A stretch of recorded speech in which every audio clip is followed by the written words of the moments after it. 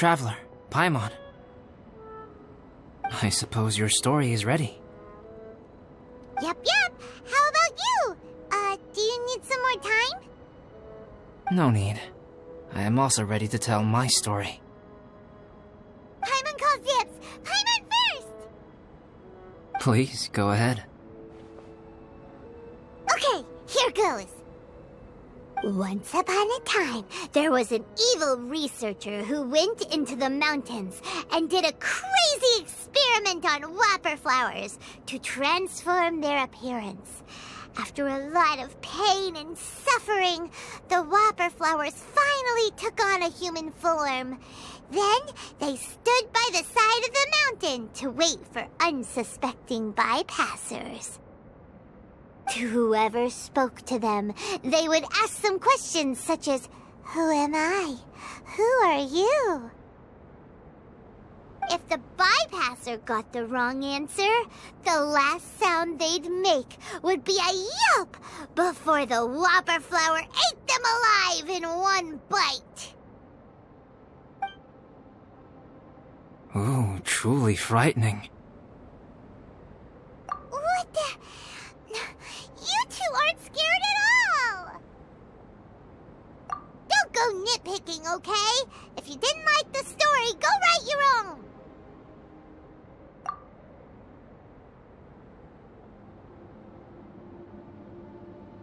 In other words, the whopper flowers would ambush and then completely replace their victims.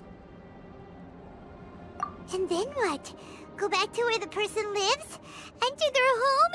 Eat their whole family? Ah!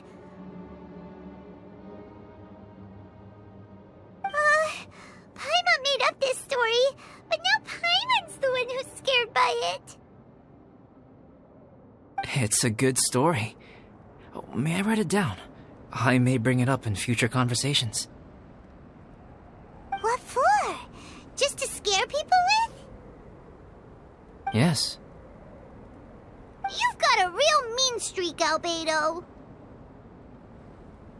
Mine is a little longer than yours. It starts with an alchemist. A great alchemist once created Subject 1. Subject 1 was her proudest achievement, and successfully blended into human society. No one ever would have thought that this friend of theirs was in fact a synthetic human. However, unbeknownst to Subject 1, the alchemist had tried the same experiment many times before he had come into being. Some of the rejects from failed experiments had been discarded, but had not died. Subject 2 was one such failed experiment. He was swallowed by a great dragon that came to rest upon a snow-swept mountain. Many years later, he was resurrected by the dragon's mysterious power. He saw all kinds of people on the mountain, including Subject 1, who had somehow miraculously blended in among them. Never in Subject 2's wildest imagination had he thought it possible for experimental life forms such as they to deceive everyone so successfully. He saw the way humans accepted Subject 1 as a friend, witnessed their affection as they addressed him by name. This was what Subject 2 wanted. Now, all that Subject 2 desired was to replace Subject 1 and take the joy of his existence for himself. This is giving Paimon the chills. So scary. Subject 2 began to unfold his plan. He stole Subject 1's books and notes, and studied all that Subject 1 had learned from the alchemist. Subject 2 was highly intelligent, and he learned quickly. He changed his face into an exact replica of Subject 1's face. Then, he found a plant with mimicry capabilities, and transformed it using dragon blood and alchemy.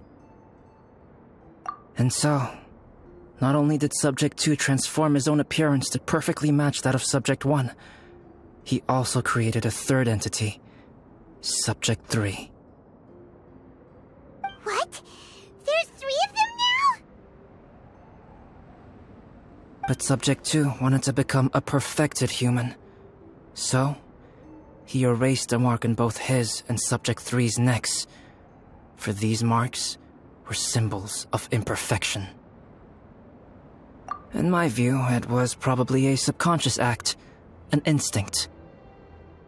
He so desperately craved to become a perfect human being that he forgot something. Human beings are defined by their flaws. Subject 2's plan was meticulously crafted.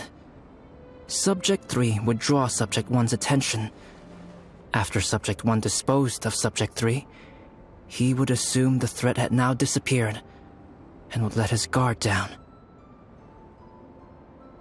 The next moment that Subject 1 was alone, Subject 2 would make his move. He would eliminate Subject 1 and become the only one remaining.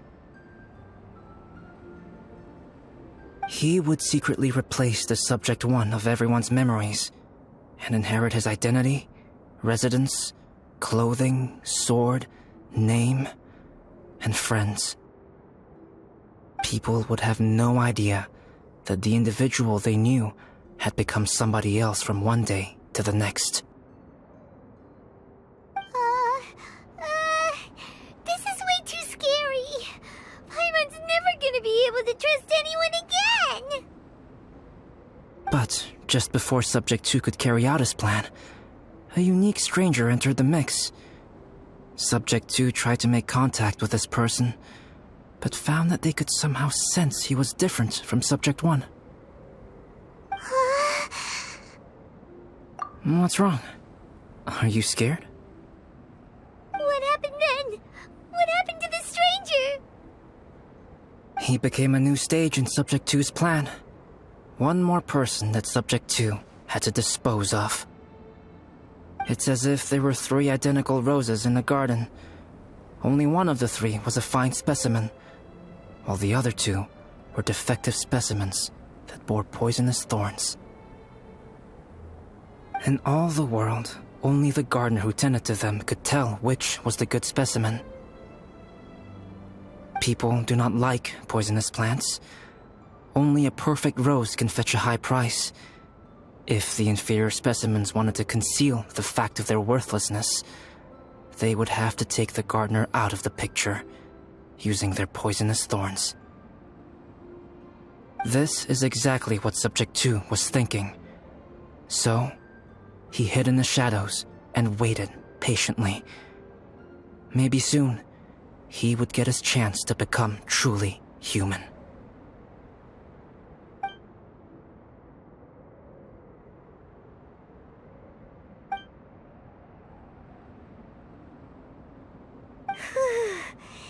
That was intense! So what happened after that? Did Subject 2's plan succeed? Paimon can't bear thinking about it. Fortunately, it is just a story. And even in this story, Subject 2 did not succeed. But you can never let your guard down on Dragonspine. Monsters mutated with Durin's power and blood are also creatures of Rhine-Daughter, just like me. You must beware of all such creatures. I'm glad to hear that. It's okay. I know what I am. You and I are both different, so there is no need for me to hide the truth from you. The only thing is that sometimes, when I think about how mighty the power of alchemy is, I feel so small. As beings who set foot in this world, how arrogant are we in desiring to control our destiny and in desiring to create? Is creation an arrogant act, traveler? If not, why do we call the ones that created us and control us gods?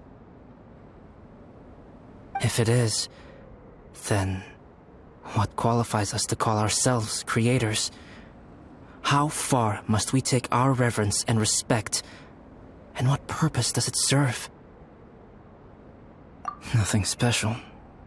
But whenever I think about it, I feel a twinge of grief. Poor Albedo. Hello? Traveler, are you here? Hey, is that Amber? Thought we might find you here.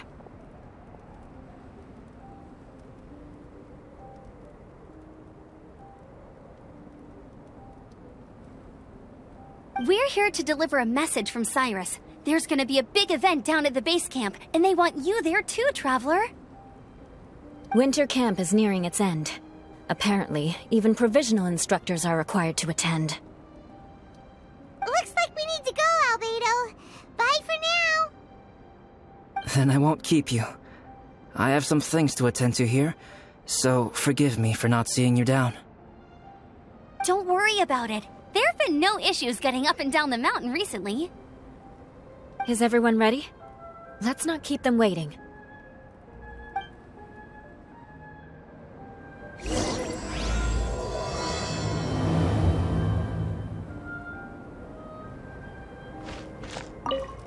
Go ahead. You're one of their instructors, no?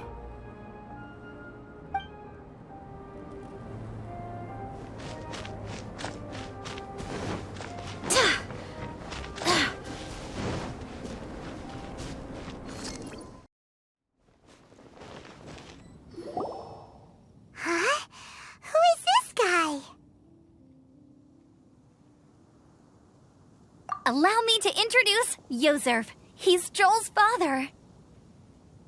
Dad, this is that traveler I was telling you about. The traveler's helped me out loads in the past, and this time we even built a snowman together. Joel has told me everything about you. I can't thank you enough. Wow, this is amazing! Wait a second. Why is Cyrus discreetly wiping tears away? And what is Pallid doing here? Pallid is the hero of the hour this time. Go on, Pallid. Tell us what happened in your own words. Okay. The weather was fine on that fateful day, and I had a feeling that Lady Luck was smiling down on me. So I trusted my gut and set off to explore somewhere new, somewhere dangerous. Because where there is great danger, there is also great treasure. Why does this sound so hard to believe? But I had only been away from the group for a short while when I fell down a slope and just started rolling. Uh-oh. Did my bad luck rub off on him when we ran into each other on the mountain? The place I fell to was somewhere I didn't recognize, and I'd sustained a few injuries. I remember thinking to myself, this is the worst luck I've ever had in my whole life. Then I met Yozerv. He'd heard the sound of me falling and came out to see what was going on. Huh? Wow, so it was completely by chance then. I thought he must have been someone from the Adventurers Guild here for the event, but after a few words of conversation, it was clear that he was having memory problems. He didn't even know his own name. The temperature was freezing, and there was no time to deal with all that there and then, so I convinced him to come back to the camp with me and figure everything else out after we got there. We got back to the camp, ran into Joel, and the moment he saw him, he froze for a second with this completely stunned expression on his face, and then he started crying out, "Dad! Dad!" That's when Yozerv suddenly started to remember. My memory has still not fully recovered, but Joel and his mother, they are the only ones that I will not, no, that I cannot forget. Daddy. Daddy's right here, Joel. Daddy's right here. Yozerf, don't you remember anything else at all? The poor princess, feeding the foxes? I'm sorry. I have no recollection. Maybe it's because of the head trauma. I'm not sure. I woke up and found myself covered in blood. My things were gone, and there was nothing to indicate who I was or how I got there. I crawled into a cave and settled in for a slow recovery. After my legs and feet were a little better, my hunting skills were what kept me alive. Dad, I was so worried about you. I'm all right now, Joel. Oh, don't cry. Daddy's not going anywhere. I'm here to stay. Oh, this is good. This is good. You know what, though? I definitely think my luck got worse after running into Benin on that mountain. I knew it. I just... No. I just meant if it weren't for you, there's no way I ever would have run into Yozerv on a mountain this huge. Besides, we got back safely, didn't we? So don't blame yourself. Maybe sometimes miracles can only happen when you get just unlucky enough. Pallid. When did you become such a smooth talker, huh? Huh? Am I? I was just telling the truth. Oh, yeah. I want to say thank you to the Traveler, Uncle Cyrus, Auntie Eula, and Auntie Amber. Thanks, everyone.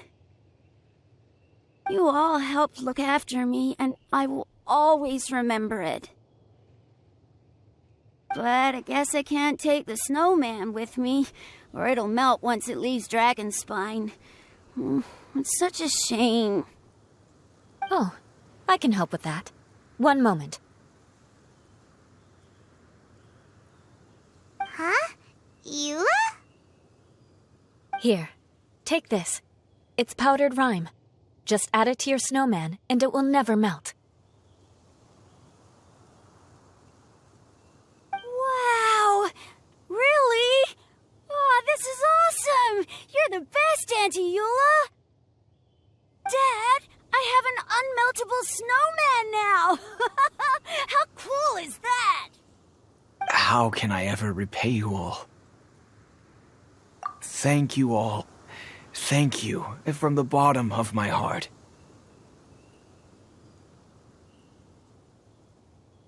Dad, I want to go move the snowman. Can we do it now, please? Okay. I'll be leaving with Joel now. I'm sure I'll see you all another day. Very well, very well. It's time for Pallid and I to have another discussion concerning his breaches of adventurer discipline. Huh? But Cyrus, I think I kind of made up for my mistakes this time, you know? See you guys! Oh, I made this for you and Amber. Think of it as a winter souvenir. Aw, are you sure? This must be really important to you. Come on now, just take it. No need to make such a fuss. Wow! Now our snowman won't melt either! Great! You're welcome. Just keep it, that's all I ask. Amber and I have some business to attend to now. See you later.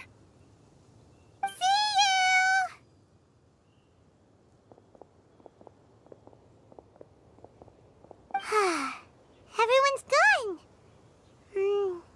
Seems like they've all got their own stuff to do now. Oh! You know what? We've been on Dragonspine all this time, and somehow Paimon still forgot to ask Albedo about how to make a fruit juicifier machine that could keep the juice fresh. Maybe we should try Timaeus again. He does seem pretty eager to please after all.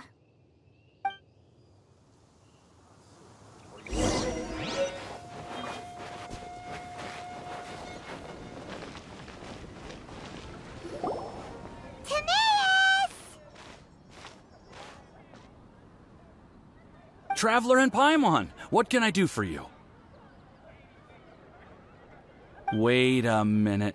You've got that mischievous look on your face. Oh, you're not still thinking about that ridiculous juicer thing, are you? Timaeus, will you help us?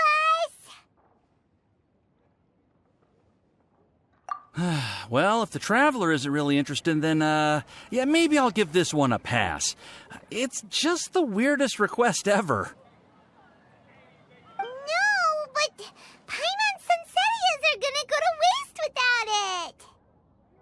In the time it would take me to research something like that, I could probably pick those Sunsettias again 10 times over.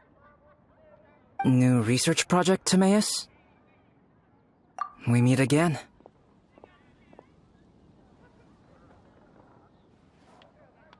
Oh, Albedo, thank goodness. So the situation is, Paimon wants a machine that can turn fruit into juice and keep the juice fresh. I mean, surely it's... Majorly important, that's what it is. If you can manage to invent this, we'll never have to worry about fruit going bad ever again. That's impossible.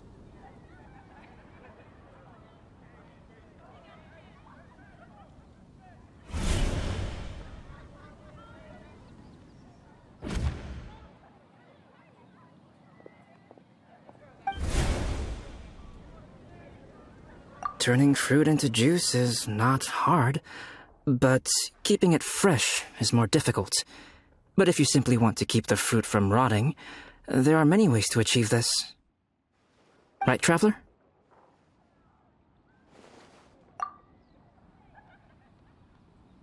What about his neck?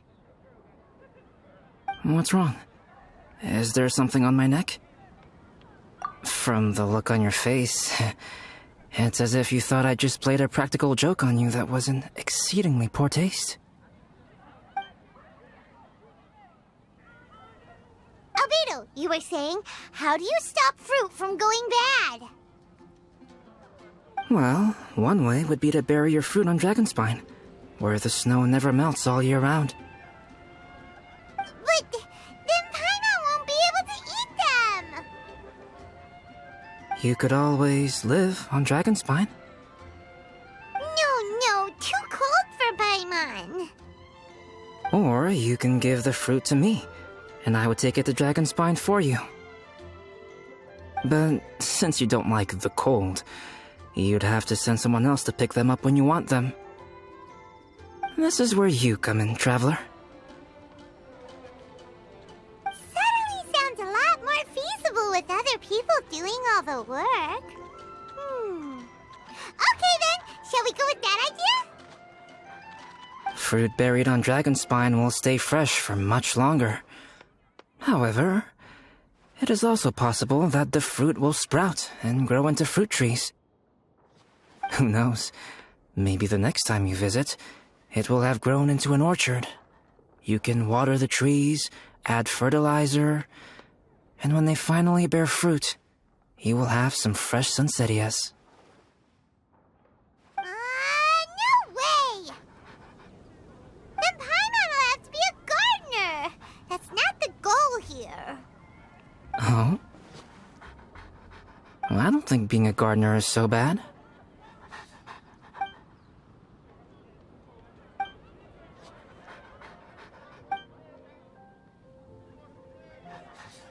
Albedo! Stop trying to get your hands on Paimon's super sweet Sunsettias! It bothers you, does it? Of course it bothers Paimon! They are the rarest, super duper sweetest Sunsettias ever! And they're not for you! Okay, but they're just Sunsettias. I think you're only so attached to them because you don't have much fruit of this quality in your possession. When someone's pockets are full and their spirit is fulfilled, they don't easily fall prey to this kind of yearning. Really?